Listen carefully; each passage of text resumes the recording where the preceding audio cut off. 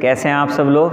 I hope सब बहुत बढ़िया होंगे और आप लोगों की दुआ से मैं भी ठीक ठाक हूँ। आज हम बीएससी कंप्यूटर साइंस के लिए फर्स्ट ईयर के लिए एक लेक्चर चला रहे हैं। उस लेक्चर के अंदर हमारा जो आज का टॉपिक रहेगा वो रहेगा basically computer language. Computer language का मतलब क्या होता है? बेसिकली कंप्यूटर हमारा किन किन भाषाओं को डील करता है, मेनली हम यहाँ पर आज उसको डिस्कस करने वाले हैं।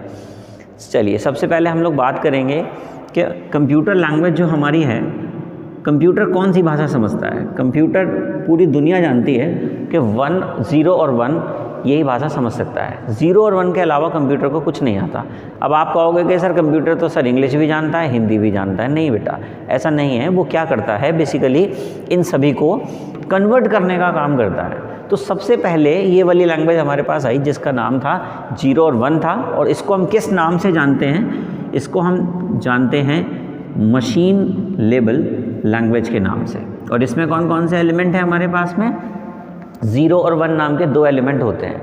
और 0 और 1 नाम के 2 एलिमेंट जिस भाषा के अंदर होते हैं वो भाषा क्या कहलाती है? वो भाषा कहलाती है बाइनरी लैंग्वेज। बाइनरी लैंग्वेज की अगर हम बात करें, इसमें कितने एलिमेंट होते हैं? आप सभी जानते हैं कि बाइनरी लैंग्वेज के अंदर नंबर ऑफ एलिमेंट होते हैं 2, यानी कि 2 एलिमेंट होते हैं। और जिस भाषा में जितने नंबर ऑफ एलिमेंट होंगे वो उसका क्या कहलाएगा? बेस कहलाएगा। तो अगर आपसे कोई भी पूछता है कि बाइनरी लैंग्वेज का या मशीन लेवल लैंग्वेज का बेस कितना है, तो आप बता देंगे कि उसका बेस है 2। अब ये बेस क्या होता है? नंबर ऑफ एलिमेंट जिस भाषा में जितने होंगे वो उसका बेस कहलाएगा। अगर मैं आपसे बात करूं कि सर इंग्लिश लैंग्वेज है हमारी, कितने एलिमेंट होते हैं? 26 एलिमेंट होते हैं। तो 26 एलिमेंट में हमारे पास क्या होगा? बेस हो गया, सीधी सी बात है। तो 26 एलिमेंट हमारा बेस कहलाएगा। यहाँ पर आगे चलते हैं। किसी भी काम को अगर आपको करना है तो हमें यहाँ पे 3 चीज़ों की रिक्वायरमेंट आती है। पहला है आपको इनपुट देना पड़ेगा, दूसरा आपको प्रोसेस करना पड़ेगा, और तीसरा आपको जब जा कर के ये आउटपुट आपका यहाँ पर आपको मिलने वाला है। ठीक है। अब बात आती है कि 0 और 1 हम लोग बाइनरी में पढ़ रहे हैं, और 0, 1 के हम कितने कॉम्बिनेशन बना सकते हैं? हम इनफाइनाइट कॉम्बिनेशन बना सकते हैं 0 और 1 के। ठीक है बेटा।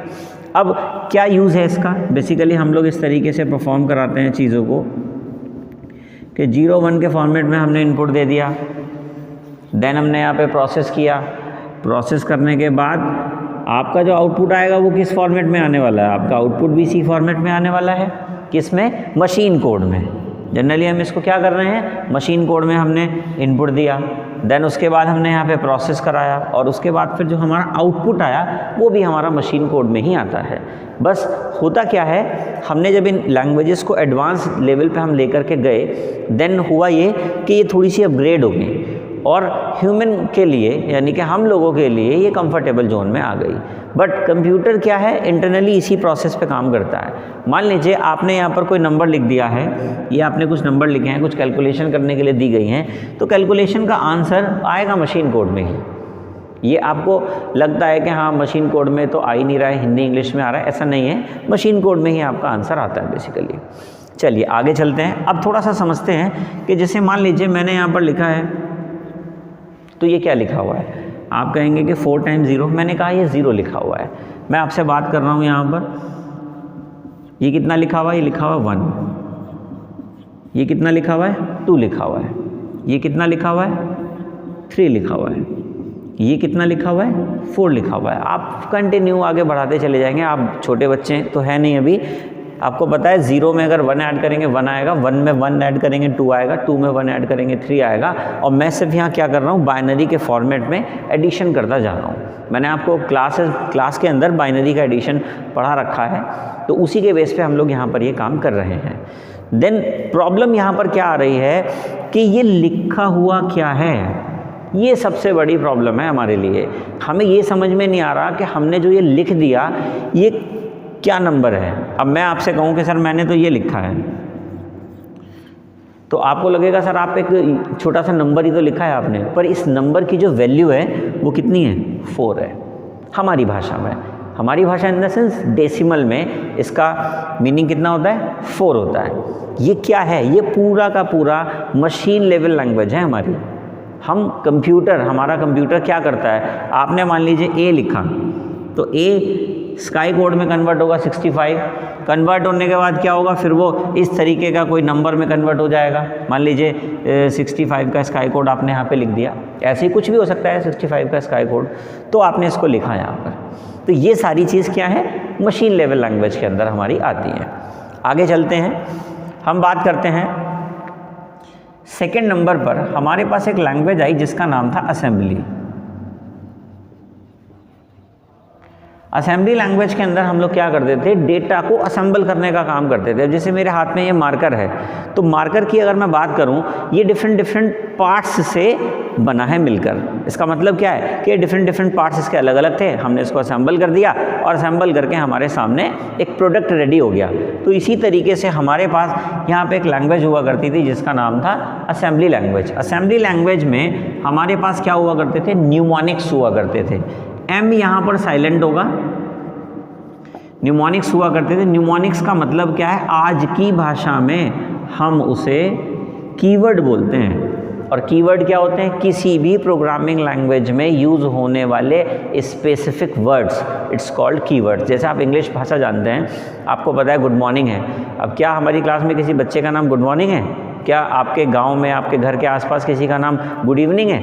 ऐसा थोड़ी है कि कोई बच्चा शाम को हुआ तो आप उसका नाम गुड इवनिंग रख देंगे। ऐसे तो हज़ारों बच्चे शाम को होते हैं, तो सबका नाम गुड इवनिंग थोड़ी होगा। तो गुड इवनिंग, गुड मॉर्निंग, ये सब क्या हैं, ये इंग्लिश भाषा के स्पेसिफिक कीवर्ड्स हैं।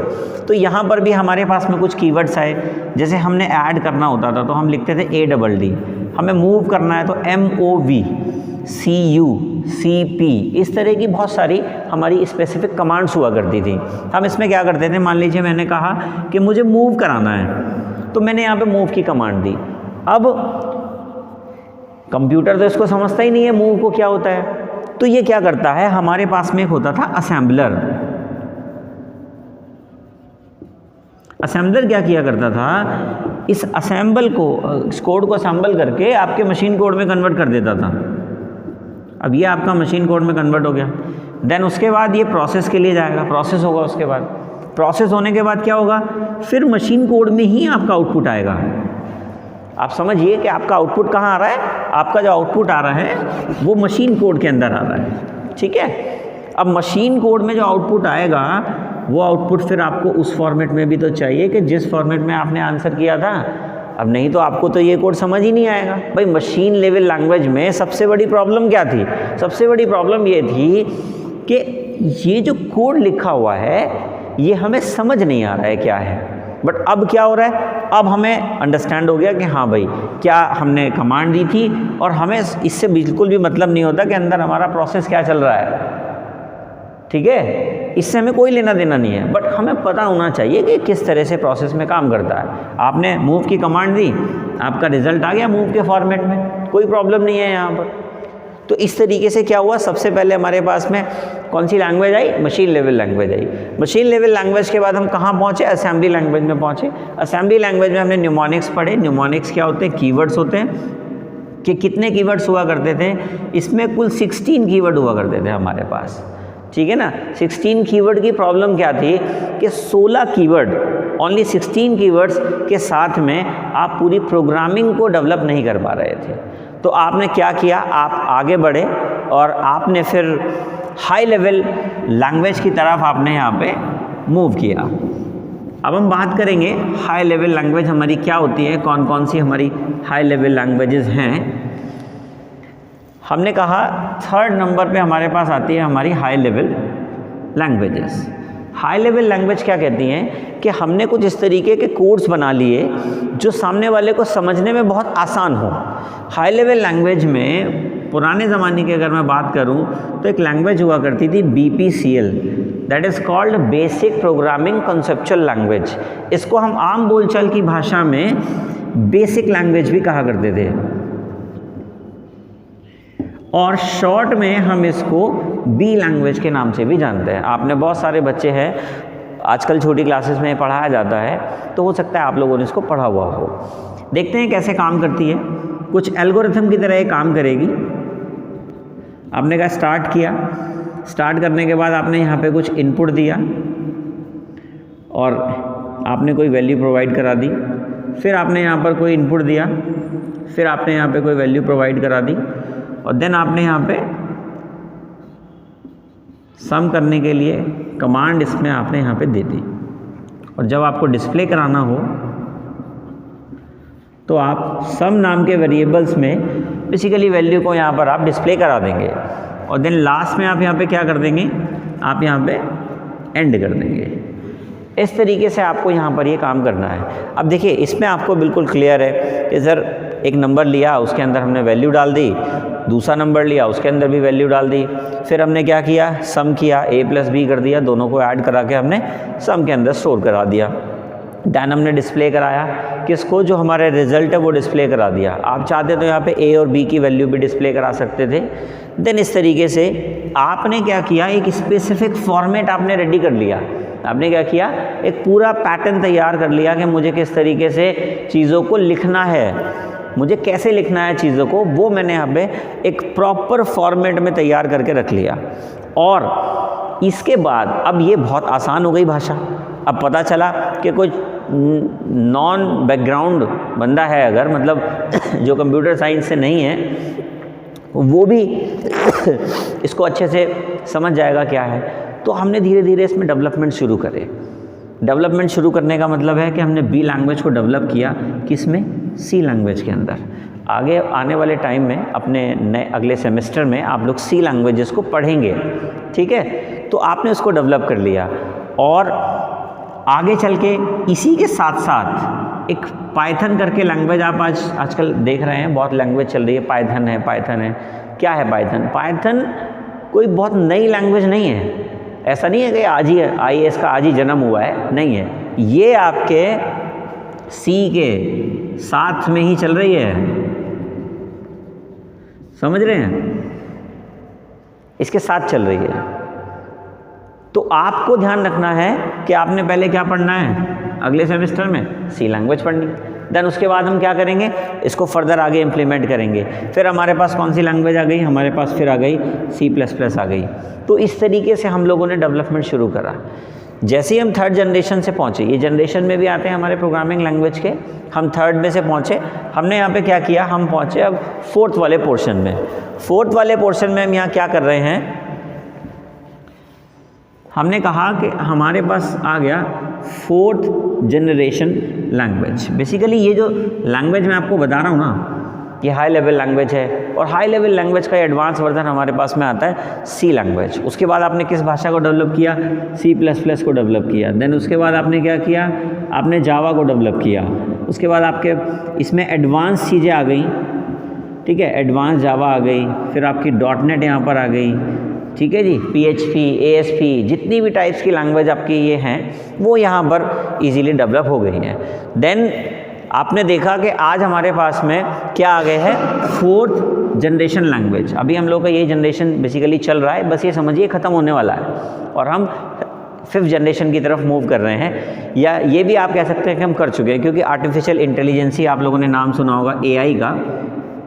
ये सब चीज़ें हमारी बेसिकली एडवांस जनरेशन की तरफ हम लोग हैं, ठीक है। तो आपने आज इस वीडियो में क्या सीखा, आपने इस वीडियो में सीखा है कि कंप्यूटर की जो लैंग्वेजेस हैं वो बेसिकली क्या होती हैं।